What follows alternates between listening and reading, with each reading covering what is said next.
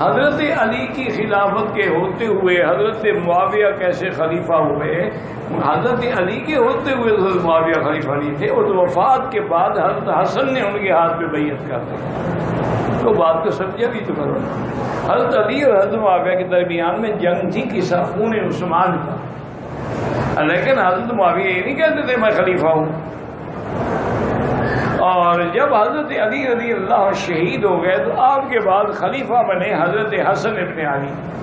تو حضرت حسن نے حضرت معاویہ سے صلح کر لی، خود خلافت چھوڑ دی اور ان کو خلیفہ بنا دیا، اور حضور کا وہ فرمان پورا ہو گیا کہ ان ابنی ھذا لسید لعل اللہ ان یصلح بہ بین فئتین عظیمتین من المسلمین، کہ یہ میرا بیٹا جو ہے نا یہ سردار ہے، اس کے ذریعے اللہ دو بڑی مسلمان جماعتوں میں جھگڑے کو ختم کریں گے۔